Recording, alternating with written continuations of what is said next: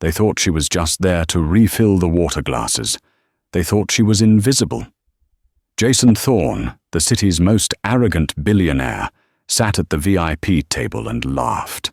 He scribbled an impossible algorithm on a dinner napkin, a problem that had stumped the greatest minds at MIT, and sneered, "I'd pay $10 million to the person who could fix this mess." He tossed the napkin on the floor like trash.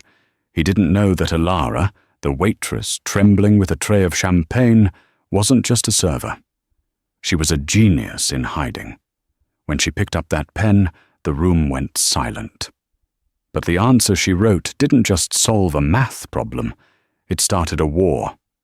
The noise inside the Gilded Lily was a specific frequency of wealth, the clinking of crystal flutes, the murmur of insider trading, and the screech of chairs that cost more than Elara Vance made in a year.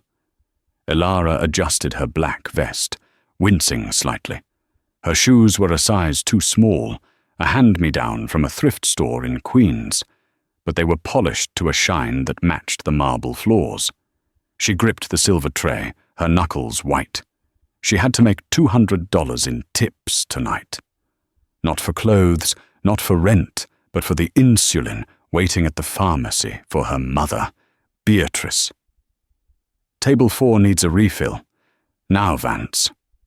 Don't stare. The floor manager, Marco, hissed, snapping his fingers in front of her face.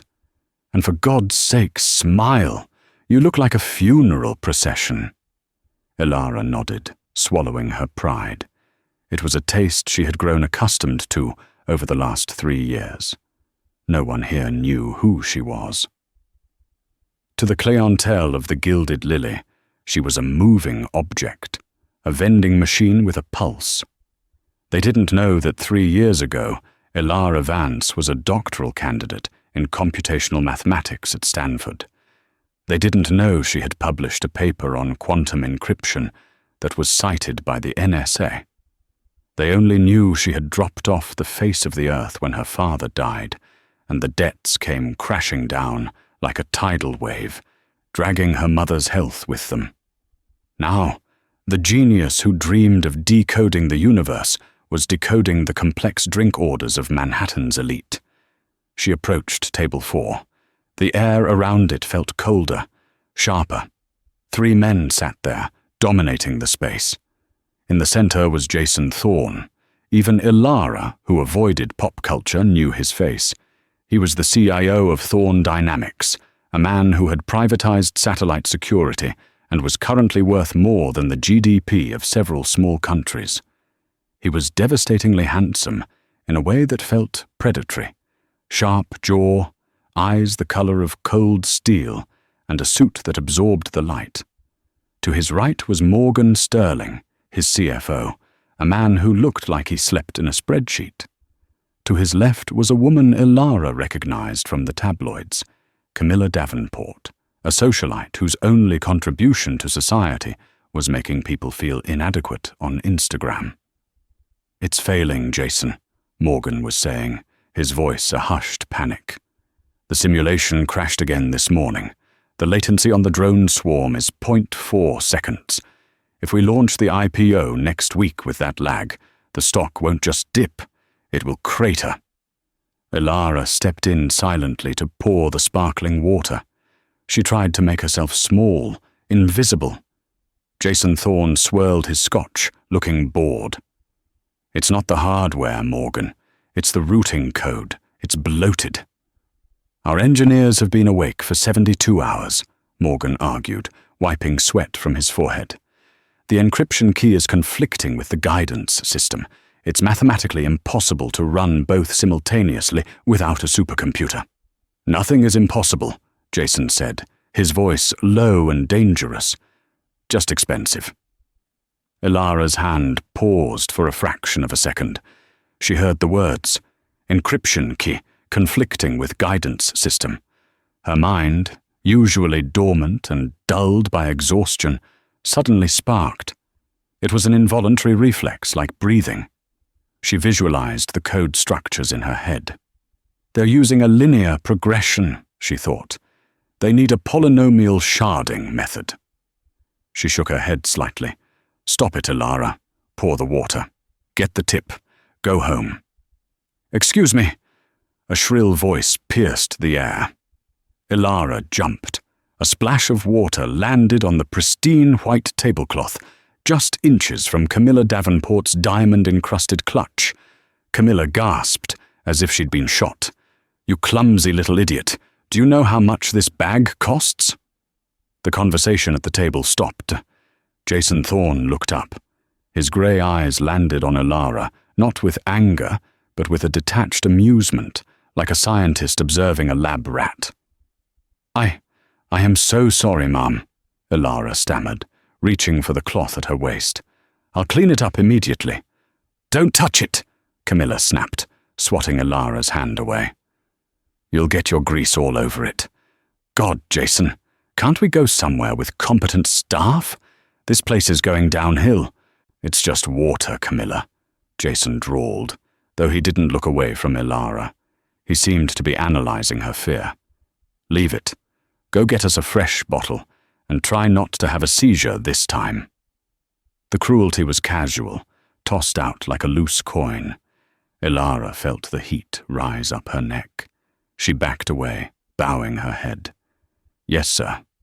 Immediately. As she retreated to the service station, her heart hammered against her ribs. She was humiliated, yes, but underneath the shame, her mind was still racing.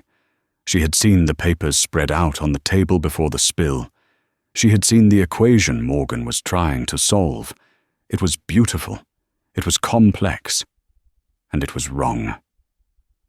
20 minutes later, the atmosphere at Table 4 had shifted from tense to volatile.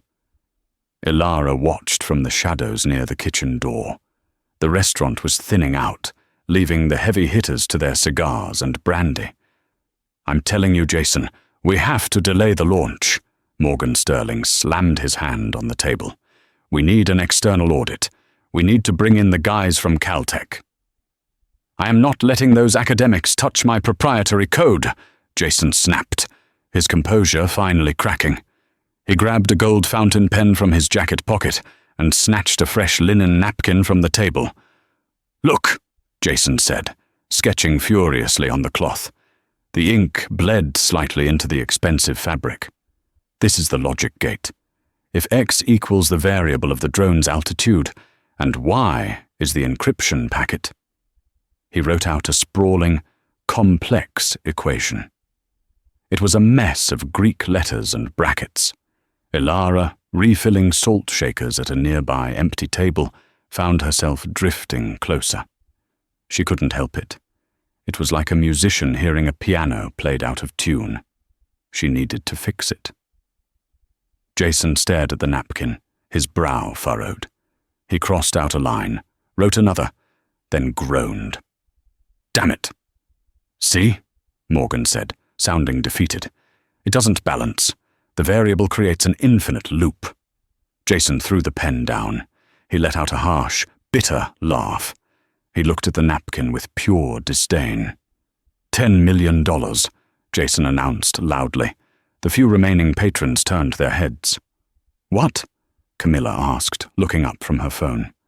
I would pay $10 million cash, right now, to anyone who could bridge this equation without crashing the system, Jason declared. He picked up his scotch and downed it. But since I employ a building full of morons, and I'm surrounded by incompetence, I guess I'll just watch my stock price burn next Tuesday. He stood up, buttoning his jacket. I'm done. Morgan, clean this up. Camilla, let's go. But the bill, Morgan stammered. Put it on the corporate tab, and leave a tip for the clumsy girl. Maybe she can buy a brain with it. Jason swept out of the restaurant, Camilla clicking along behind him on her heels. Morgan sighed, gathered his briefcase, and threw a few $100 bills on the table. He didn't even look at the napkin. He just left it there, a white flag of surrender amidst the crystal glasses. The restaurant was nearly empty. Marco, the manager, was in the back office, counting the till. Ilara walked over to table 4 to clear the debris. Her hands were shaking. She reached for the dirty glasses, the empty plates. Then she saw it. The napkin. The ink was black and stark against the white linen. It was a differential equation involving quantum latency. Jason was trying to route the signal through a standard binary gate. That was the mistake. He needed to route it through a Fibonacci sequence to compress the data. It was so simple. To her, at least. Ilara looked around. The restaurant was silent. The security cameras were pointed at the registers, not the tables. "Don't do it," a voice in her head warned. "You are a waitress. You are nobody." "He offered $10 million, another voice whispered. "Mom needs the medicine." She knew she wouldn't get the money, but the intellectual itch was too strong to ignore. It was a compulsion. Ilara checked her apron. She had a cheap, blue ballpoint pen she used to take orders. She put the tray down. She picked up the napkin. Her heart beat in her throat like a trapped bird. With a steady hand, she drew a line through Jason's complex mess at the bottom. She didn't rewrite the whole thing. She simply added a bracket, changed a variable from x to x prime, and wrote a small, elegant proof in the margin. Invert the logic gate. Use the recursive limit. The lag isn't in the code, it's in the query. She circled the answer. 0 latency. She stared at it for a moment, feeling a rush of adrenaline she hadn't felt in years, the thrill of the solve. "Vance, what are you doing? Dreaming?" Marco shouted from the back. Ilara jumped. She dropped the napkin back onto the table, right next to the cash Morgan had left. "Coming, Marco." She grabbed the tray of dirty dishes and rushed to the kitchen, leaving the billion-dollar solution sitting next to a half-eaten tiramisu. She didn't sign her name. She didn't leave a number. She just wanted to go home. The next morning, the headache was pounding behind Jason Thorne's eyes. The sunlight streaming into his penthouse office felt like an interrogation lamp. "I need coffee." "Not excuses, Morgan," Jason groaned, leaning back in his leather chair. The view of Central Park was spectacular, but he couldn't enjoy it. The IPO was in 4 days. They were dead in the water. "I have the layout for the press release regarding the delay," Morgan said, pacing the floor. "We can spin it as a safety check. The market will take a hit, but—" "Sir?" Jason's personal assistant, a young man named David, stood in the doorway. He looked pale. He was holding a plastic Ziploc bag. Inside the bag was a dirty dinner napkin. "Not now, David," Jason snapped. "Sir, you need to see this," David insisted. He walked over and placed the bag on the mahogany desk. Jason looked at it with disgust. "Why are you bringing me trash?" "The restaurant called," David said. "Specifically the head of your security detail who sweeps the locations after you leave. He found this on the table last night." Jason squinted.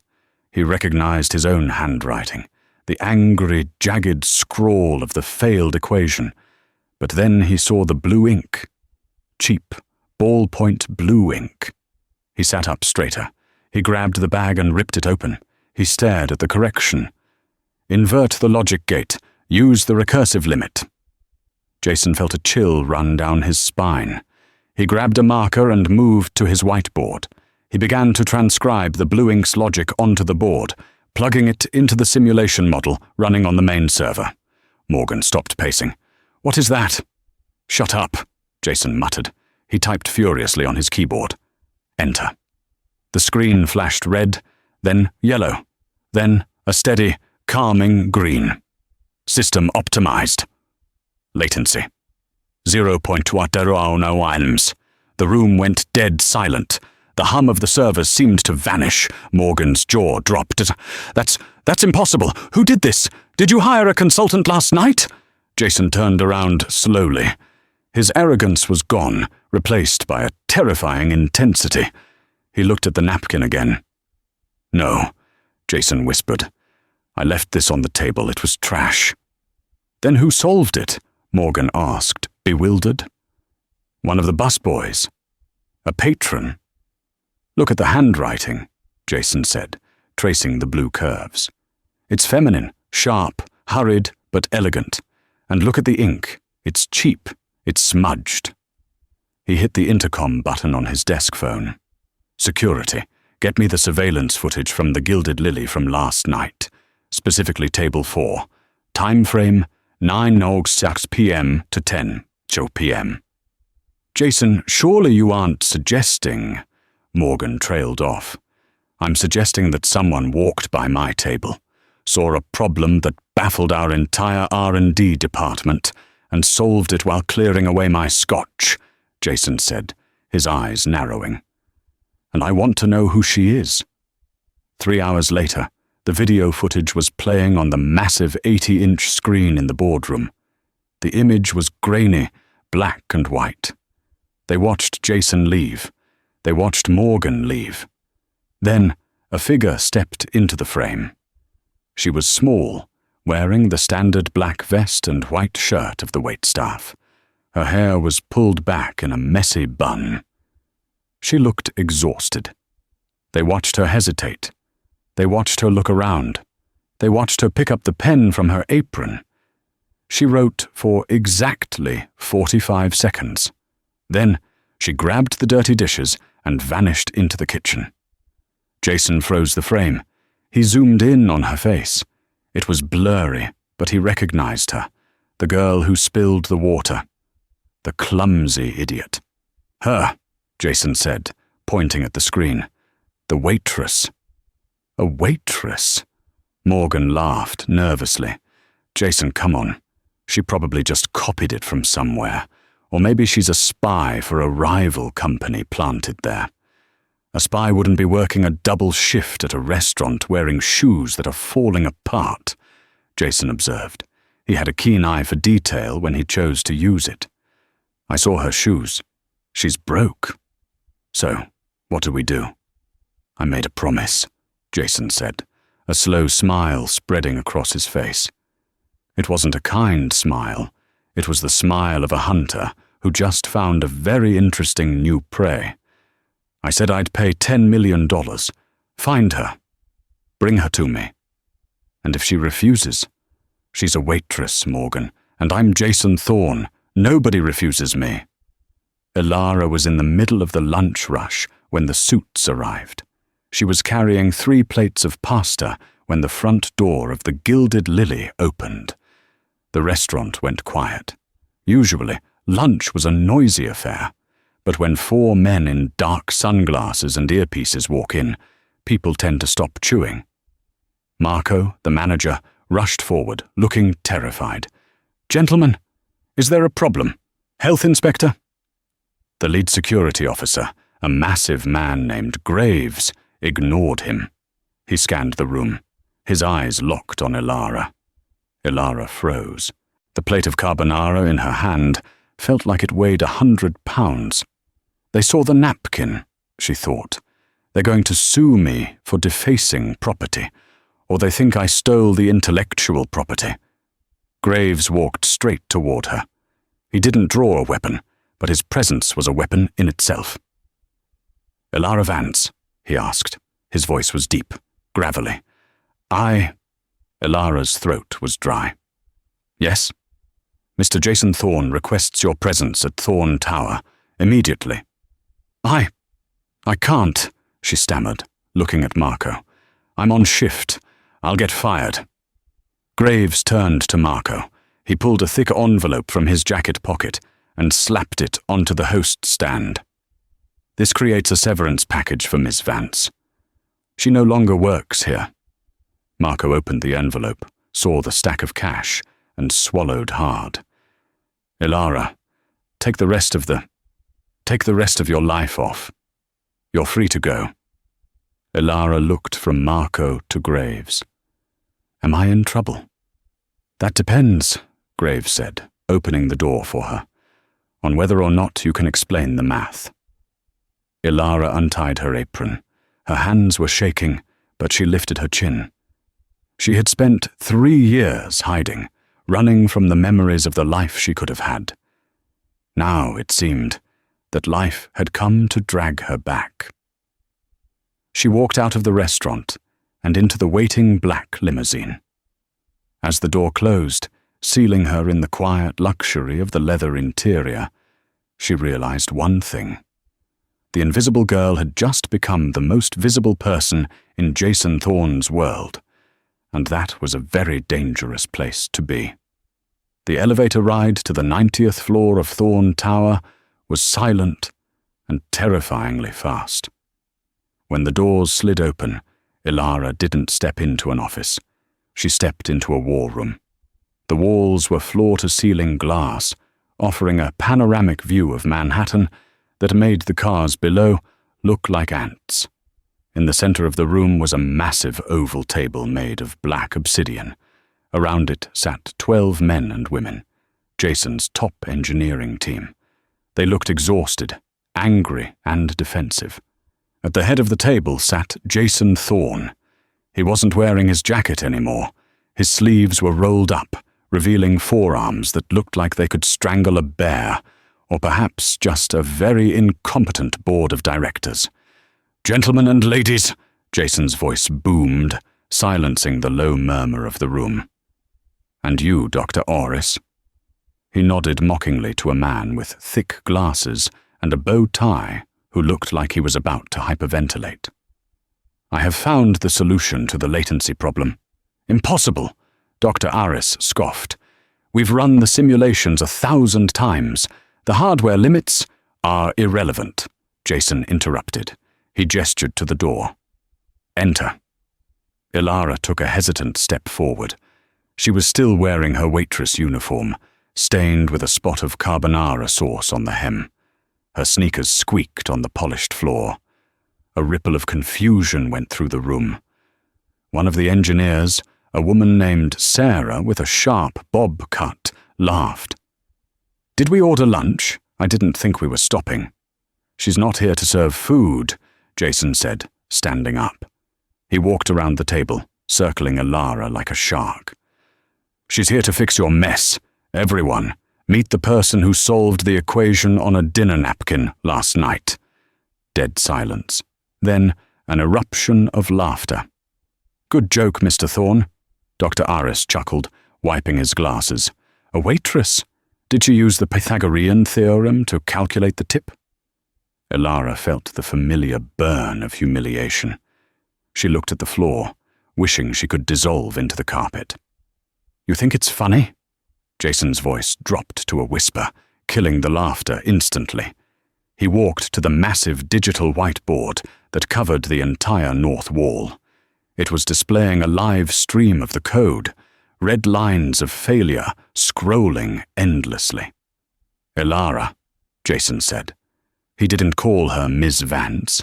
He used her first name, testing the weight of it. "Dr. Orris says the guidance system crashes because the drone processors overheat when calculating the trajectory. Explain to him why he's an idiot." Ilara looked up. She looked at Jason, who was watching her with an intense challenge in his eyes. "Do it," his eyes seemed to say. "Earn your place." She looked at the board. The code was messy. It was like reading a sentence where half the words were misspelled. She walked to the console. Her hands hovered over the keyboard. "Excuse me, you can't touch that," Sarah shouted, standing up. "That is classified proprietary." "Sit down," Jason roared. Ilara took a deep breath. She closed her eyes for a second, visualizing the flow of data. When she opened them, the shyness was gone. The waitress was gone. The mathematician was back. "It's not overheating," Ilara said, her voice quiet but steady. She began to type. Her fingers flew across the mechanical keys, a rapid-fire staccato sound that filled the room. "The processors are fine. The problem is your garbage collection protocol. You're asking the drone to dump cache memory every 0.5 seconds while simultaneously receiving encrypted GPS data. It creates a bottleneck." "That's standard protocol," Dr. Orris argued, his face turning red. "You can't run it without clearing the cache." "You can if you use a spectral algorithm to predict the data packet size," Ilara shot back, not even looking at him. She was rewriting the core kernel live. You don't need to dump the memory. You need to overwrite it in a helical pattern. She hit enter on a complex script. The screen flickered. The red lines stopped scrolling. A loading bar appeared.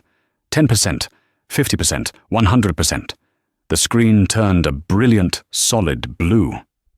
System status: online. Efficiency: 98%. The room was so quiet you could hear the hum of the air conditioning. Dr. Orris's mouth was hanging open. Sarah sank back into a chair, pale. Jason Thorne looked at the screen, then at Ilara. A slow, dangerous grin spread across his face. "Get out," Jason said to his team, without looking away from Ilara. "Sir?" Morgan asked. "Everyone out. Now. Except for her." The engineers scrambled to gather their laptops and flee, casting terrified glances at the girl in the dirty sneakers who had just made them all obsolete. When the door clicked shut, Jason walked over to the minibar and poured 2 glasses of water. He handed one to Ilara. "Who are you?" he asked. "And don't tell me you're a waitress. I checked your background. No social media, no credit history, no address other than a rundown apartment in Queens listed under a Beatrice Vance. You're a ghost." Ilara gripped the glass. "I'm nobody.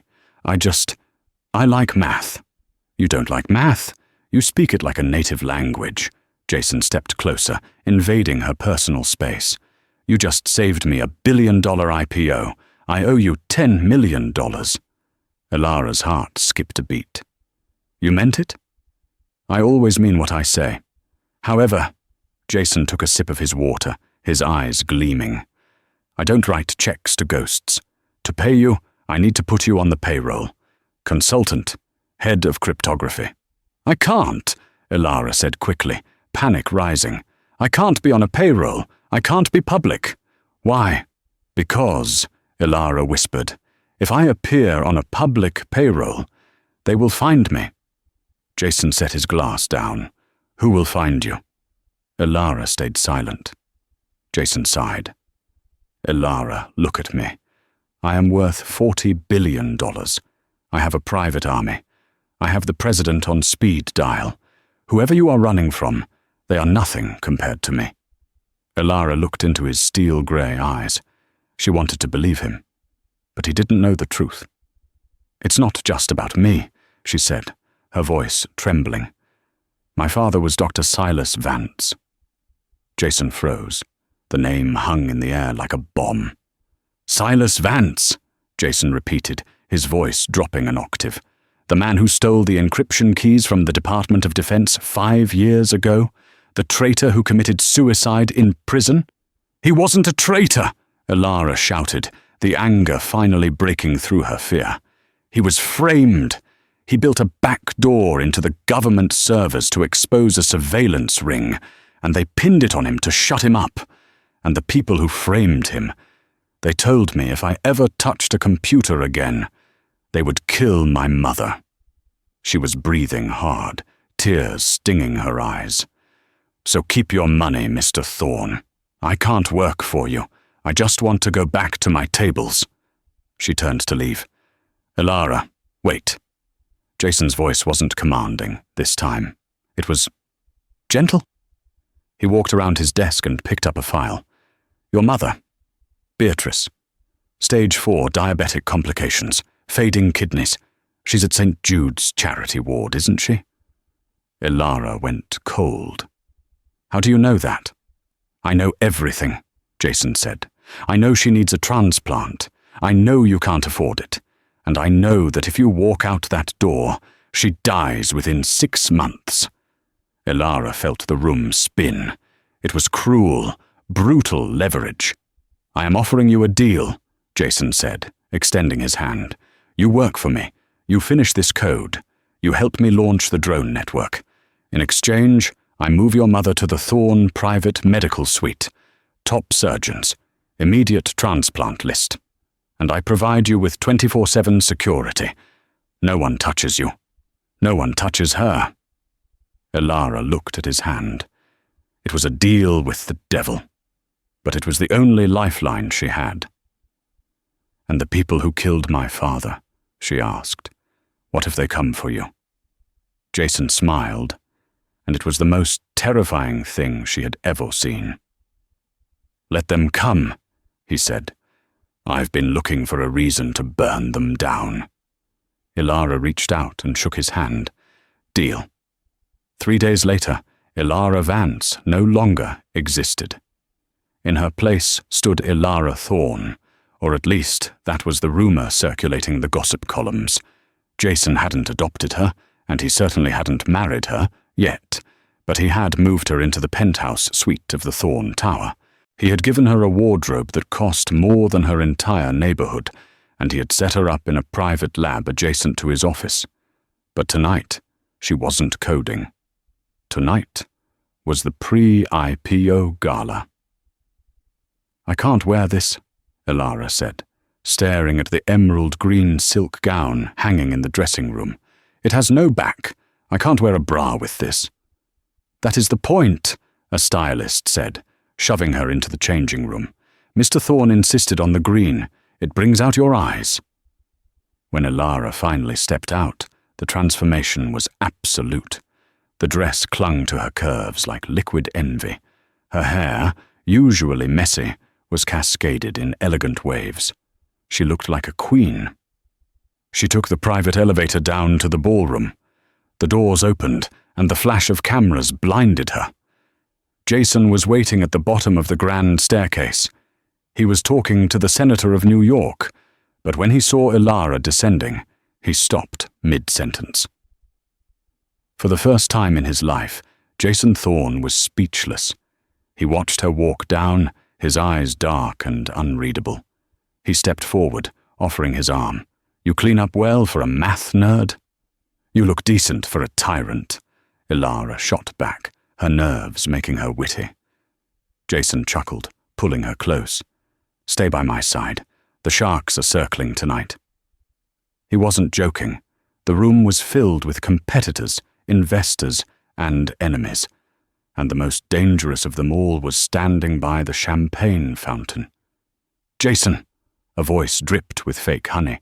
It was Camilla Davenport, the socialite from the restaurant. But she wasn't alone. She was hanging on the arm of a tall, silver-haired man with a scar running down his cheek. Jason stiffened. "Vane." Ilara felt Jason's muscles tense under his suit. "Who is that?" she whispered. "Sebastian Vane," Jason murmured.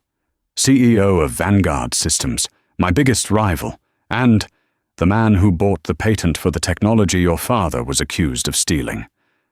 Ilara's blood ran cold. She stared at Vane. He looked like a viper in a tuxedo. "Jason, darling," Camilla cooed, eyeing Ilara's dress with jealousy. "Who is this? The help?" "This is Ilara," Jason said coldly. "My head of cryptography." Sebastian Vane's eyes narrowed. He looked at Ilara, studying her face. Recognition flickered in his gaze. "Ilara," Vane mused. "Unusual name. You remind me of an old colleague, a brilliant man, tragically unstable." "My father was not unstable," Ilara said, her voice ringing clear over the jazz music. "He was brilliant, and he was honest." The small circle around them went silent. Vane smiled, a thin, cruel line. "Honesty doesn't pay the bills, my dear," Vane said softly. "Power does. Jason, I hear your guidance system is fragile. It would be a shame if the demo tomorrow failed. The stock market is so unforgiving." "The system is perfect," Jason said. "We launch at 9:30 a.m. "We shall see," Vane said, lifting his glass. "To the future, whoever owns it." He walked away, Camilla trailing him. "He knows," Ilara whispered, gripping Jason's arm. "He knows who I am." "He suspects," Jason corrected, "but he can't touch you. Not here." Suddenly, Morgan, the CFO, appeared at Jason's elbow. He looked pale. "Jason, we have a problem." "Not now, Morgan." "It's the server room," Morgan hissed. "Someone bypassed the biometrics, the source code. It's been accessed. What? Jason turned to Ilara. Is it a hack? No, Morgan said, looking at Ilara with suspicion. It wasn't a hack. Someone used a physical keycard to enter the secure server physically, and they uploaded a virus. Whose keycard? Jason demanded. Morgan hesitated, then pulled up a tablet. He showed the security log. User, Ilara Vance. Time, 8:15 p.m. That's impossible, Ilara gasped. I've been in the dressing room since 7. Were you? Camilla's voice came from behind them. She had circled back. I saw you coming out of the service elevator near the labs around 8, looking very flustered. You're lying, Ilara shouted. Am I? Camilla smirked. Jason, think about it. She's the daughter of a traitor. She shows up out of nowhere, solves an impossible problem, gains your trust, and 2 days later, your system is sabotaged right before the launch. It's a classic corporate hit. Jason looked at the tablet. Then he looked at Ilara. His face was a mask of stone. Ilara, he said, his voice void of emotion. Did you go to the server room? No, Jason, you have to believe me. They cloned my card. Vane must have...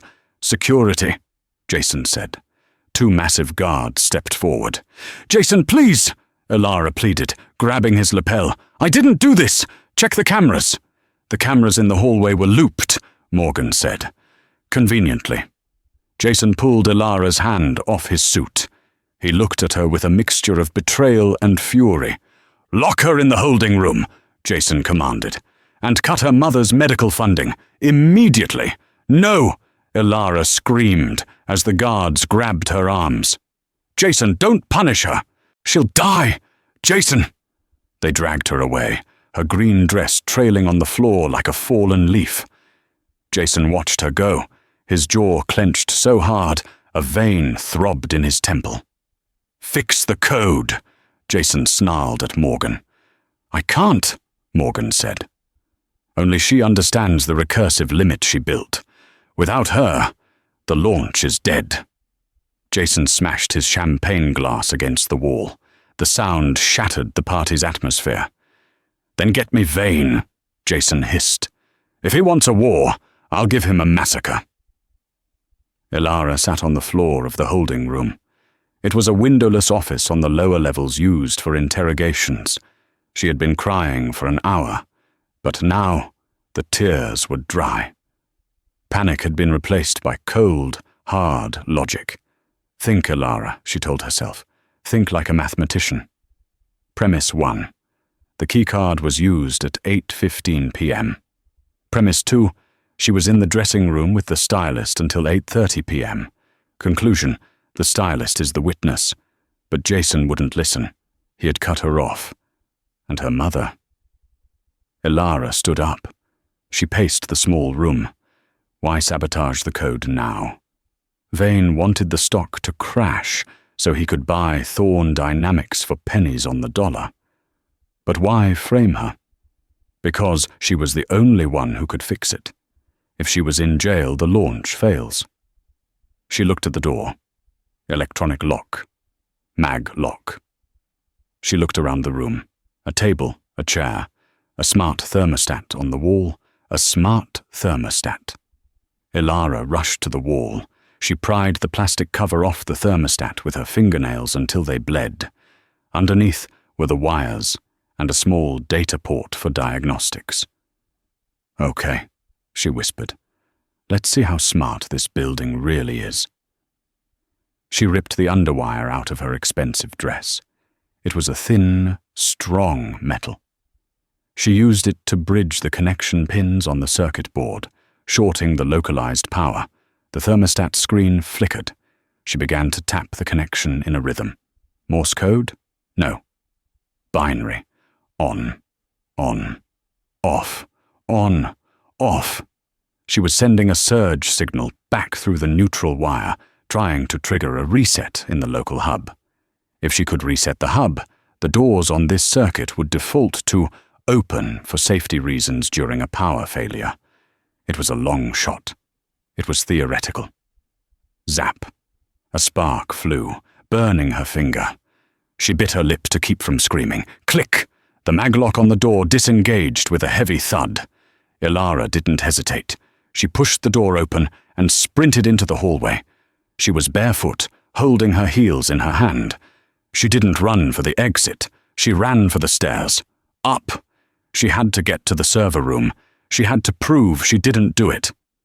Meanwhile, in the penthouse, Jason was staring at the city. "Sir, the launch is in 6 hours," Morgan said behind him. "We have to cancel. If we cancel, the stock drops 40%, Jason said. Vane buys us out by noon. We have no choice. The virus is eating the guidance data." Suddenly, Jason's phone buzzed. It was a text message, unknown number. He opened it. It was a video file. Jason clicked play. The video showed the hallway outside the server room. It was time-stamped 8:15 p.m. A figure walked up to the door. It was Ilara. Jason felt a knife twist in his gut. It was proof. But then, the figure looked up at the camera. The face. It was Ilara's face, but the eyes were wrong. The movement was stiff, and on the wrist of the Ilara in the video, there was a watch. A thick, gold watch. Ilara never wore a watch. She said it distracted her typing. Jason zoomed in. The watch was a Patek Philippe. Jason froze. He knew that watch. He turned slowly to look at Morgan.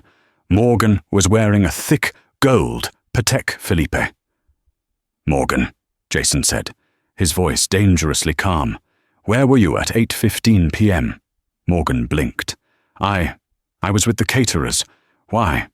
And where did you get the deep fake software to overlay Ilara's face onto your body?" Morgan's face went white. He took a step back. "Jason, you're paranoid. The stress is getting to you." "Is it?" Jason walked toward him. "You're the only one besides me who had access to her keycard data. You're the one who pushed for the Caltech audit, Vane's alma mater. You've been working for Vane this whole time." Morgan's demeanor changed instantly. The nervous accountant vanished. A sneer replaced it. "You're sinking, Jason," Morgan spat. "Vane offered me triple what you pay. And yes, the virus is unstoppable. Thorn Dynamics is dead. And your little genius girl? She's going to rot in prison for corporate espionage." "Security," Jason roared. "Your security works for me tonight," Morgan laughed. He pulled a small pistol from his jacket. "Sit down, Jason. We're going to watch your empire burn together." Ilara reached the server floor. Her lungs were burning. She saw the guard standing by the main door. She couldn't get in that way. She remembered the ventilation schematics she had seen when optimizing the cooling for the processors. There was a maintenance hatch in the janitor's closet. She squeezed into the closet, climbed on a bucket, and pushed the ceiling tile up. She hauled herself into the narrow duct. It was dusty and dark. She crawled, the silk dress tearing on the screws. She didn't care. She reached the grate above the server room. She looked down. The room was empty of people, but the screens were flashing red. Critical failure. She kicked the grate out. It clattered to the floor. She dropped down, landing cat-like. She ran to the main console. Access denied. Lockdown mode. "Come on," she muttered. "Think." She couldn't stop the virus from the OS. It was too deep. She had to kill it at the hardware level. She ran to the rack of servers. She found the central node, the brain of the system. She needed to isolate the corrupted core, but there was no keyboard here. She saw a fire axe on the wall in a glass case. "Sorry, Jason," she whispered. She smashed the glass with her heel. She grabbed the axe. She swung the axe with all her might, severing the fiber optic cable connecting the external port to the internal drive. Sparks showered down on her. The room went black. Then, the backup generators kicked in. Amber lights flooded the room. She ran back to the console. The screen rebooted. Connection severed. External control disabled. The virus was cut off. The internal drive was safe. She typed furiously, bypassing the damaged sectors.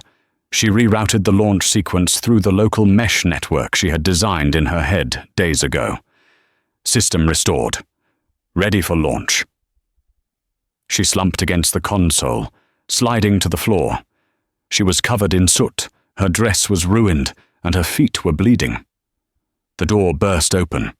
Ilara flinched, expecting guards. It was Jason. He stood in the doorway, breathing hard. His tie was undone, and there was a bruise on his cheek.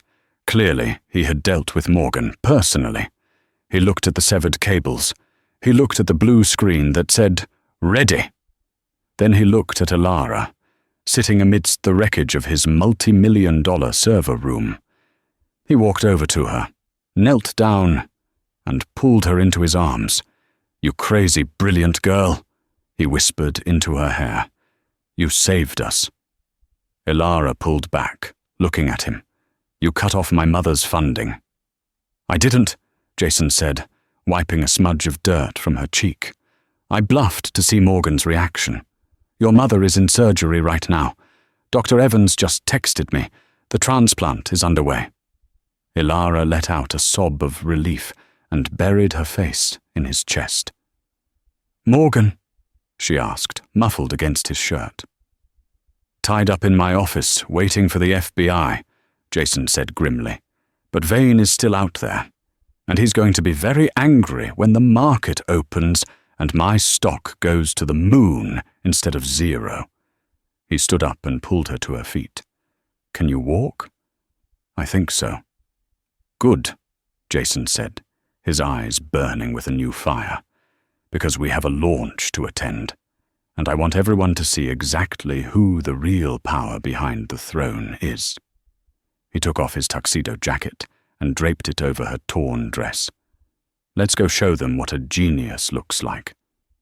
The ballroom had transformed into high-tech theater. A massive screen displayed the live feed from the launch site in the Mojave Desert. The countdown clock stood at T-5 minutes. Sebastian Vane stood near the front, swirling a glass of victory champagne. He was watching the stock ticker on his phone, waiting for the inevitable crash of Thorn Dynamics. The doors banged open. The room turned. Jason Thorn strode in, looking like a prizefighter who had just gone 12 rounds and won. Beside him walked Ilara. She was barefoot, her face smudged with soot, wearing Jason's oversized tuxedo jacket over her ruined green dress. She looked wild, exhausted, and utterly formidable. A gasp rippled through the crowd. Camilla Davenport dropped her clutch. "Jason!" Vane called out, his smile tight. "A bit late for the funeral, aren't you? And you brought the help again. How quaint." Jason ignored him. He walked straight to the microphone at the podium. "Cut the music," Jason ordered. The jazz stopped abruptly. "Ladies and gentlemen," Jason's voice was ice cold. "There has been a slight change to tonight's program. My former CFO, Morgan Sterling, has been detained for corporate sabotage. He was working under the instruction of Sebastian Vane." Chaos erupted in the room. Reporters began shouting questions. Vane's face turned purple. "Lies. This is slander, Thorn. I'll sue you into oblivion." "You can try," Jason said calmly. "But first, watch the screen." The countdown hit 0. A roar filled the speakers as the prototype drone swarm lifted off the desert floor. On the main screen, the telemetry data streamed by, not in jagged red lines, but in smooth, perfect blue curves. The latency was non-existent. The swarm moved as one coherent, intelligent organism. It was flawless. "How?" Vane whispered, staring at the screen in horror. "The virus." It was unstoppable. Jason put a hand on Ilara's shoulder, pulling her forward into the spotlight. "It was unstoppable to conventional minds," Jason said to the stunned room. "But tonight, you aren't watching my code. You are watching hers. Ladies and gentlemen, I'd like to introduce the true architect of the Thorn guidance system, the head of Thorn cryptography, Ms. Ilara Vance." The silence was deafening. Ilara stood under the hot lights, her heart pounding. She wasn't invisible anymore. Vane recovered from his shock. He pushed through the crowd, his eyes venomous. "Vance!" Vane spat the name. "I knew it! You're Silas Vance's daughter, the traitor's spawn." He turned to the crowd, raising his voice. "This woman is a fugitive. Her father stole federal secrets. She's been hiding under an assumed identity. Security, arrest her." Two confused security guards stepped forward. Ilara flinched, instinctively stepping closer to Jason. Jason didn't move an inch. He just smiled. A terrifyingly calm expression. "You're right, Sebastian," Jason said. "We should talk about Silas Vance.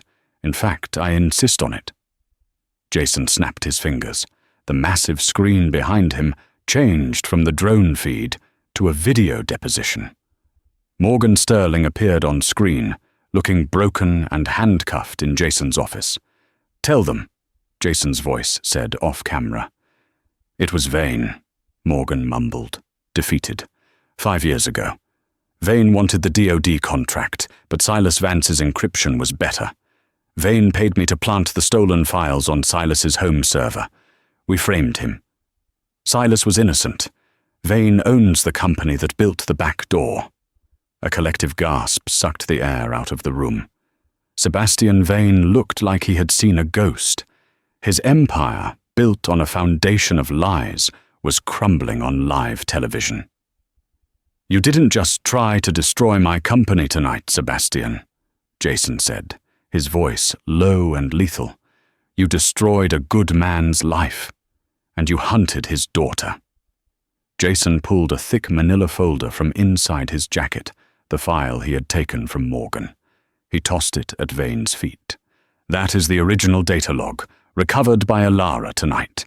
It proves everything. The FBI is waiting outside." Vane looked around wildly, but his allies were backing away. He was radioactive. As the federal agents swarmed the ballroom, handcuffing the screaming billionaire, Vane locked eyes with Ilara. She didn't look away.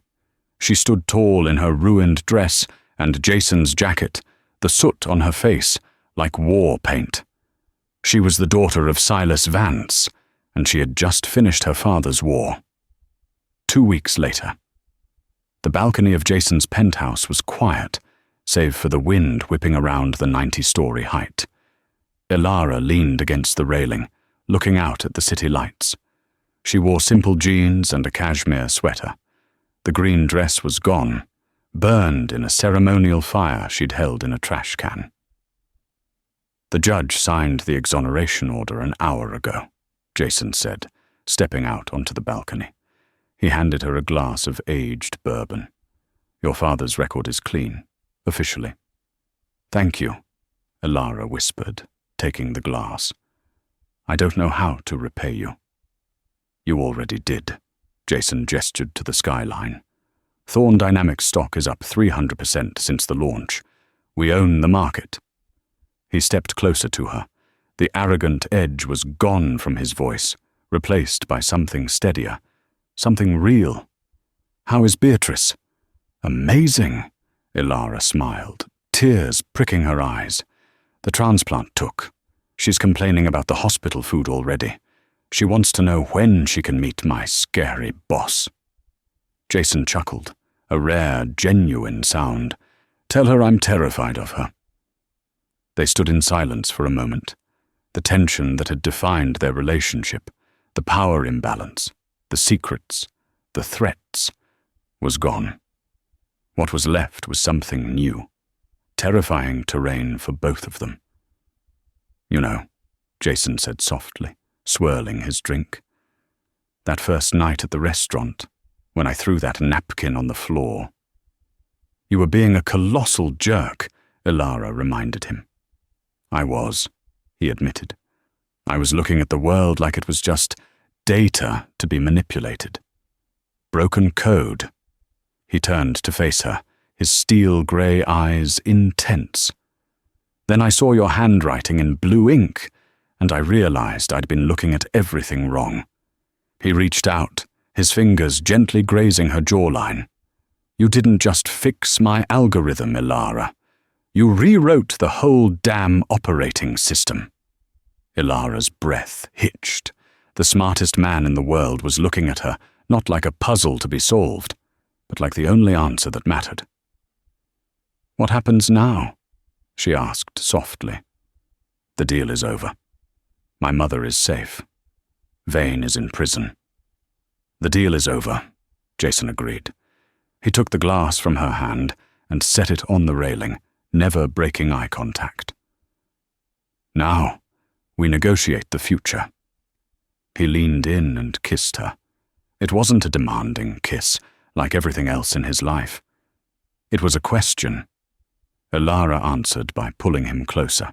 Far below them, the city kept moving, unaware of the invisible girl who had saved it, and the billionaire who had finally learned that some things in life were worth far more than $10 million. The equation was finally balanced.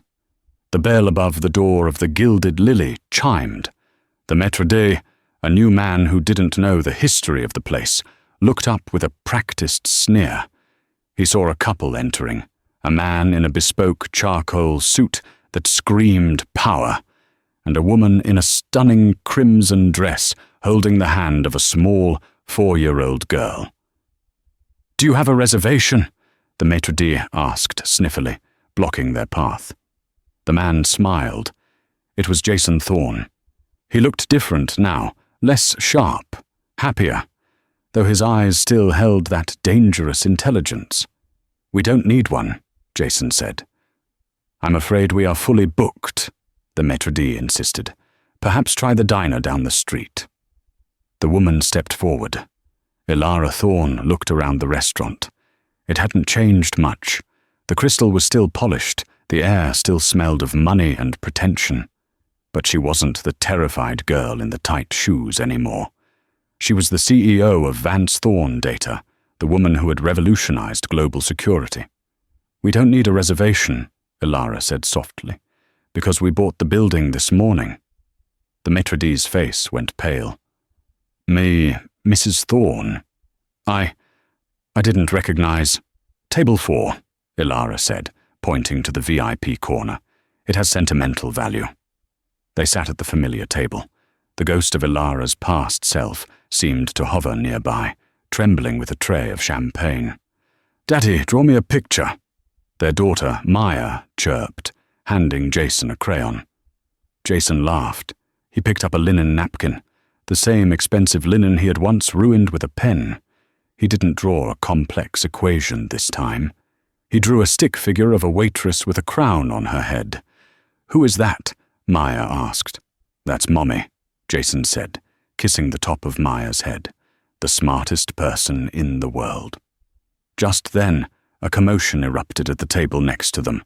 A young, arrogant stockbroker was yelling at a nervous waiter who had mixed up an order. "You incompetent moron," the broker shouted. "Do you know who I am? I could buy and sell you." The restaurant went quiet. The waiter looked ready to cry. Ilara didn't hesitate. She stood up. The room turned to look at her. She walked over to the broker's table. "Excuse me," Ilara said. The broker looked up, annoyed. "What do you want?" "I want you to apologize to him," Ilara said, pointing to the waiter. "Or what?" the broker sneered. "You'll call the manager." "No," Ilara smiled, and it was a smile she had learned from Jason, terrifying and calm. "I'll call your boss at Kincaid & Sons. We handle their cybersecurity. I can revoke their encryption keys in about 30 seconds. If I do that, your trading floor goes dark and you lose, about 50 million an hour." The broker's arrogance evaporated instantly. He recognized her now. Everyone knew who Ilara Thorne was. I'm sorry," the broker stammered, looking at the waiter. "My apologies." "Leave a big tip," Ilara commanded. She walked back to table 4, where Jason was watching her with pure adoration. "You're scary when you're angry," Jason teased as she sat down. "I learned from the best," Ilara replied, taking his hand. She looked at the napkin, at the drawing of the queen. She looked at the waiter, who was now smiling. And she looked at Jason, the man who had offered her millions for a math problem, but given her a life worth infinitely more. "Ready to go home?" Jason asked. "Yeah," Ilara said. "Let's go home." And that is the incredible story of Ilara and Jason. From a spilled glass of water to owning the whole building, Ilara proved that true genius can be found in the most unexpected places. Now I have a question for you. If you were in Ilara's shoes, would you have forgiven Jason for how he treated you at the beginning? Or was he too arrogant? Let me know your thoughts in the comments below. If you enjoyed this story of justice, romance, and revenge, please hit the like button. It really helps the channel. And don't forget to subscribe and ring the bell so you never miss a new story. We upload brand new dramas every single day. Thanks for watching. And remember, never underestimate the person pouring your coffee. See you in the next video.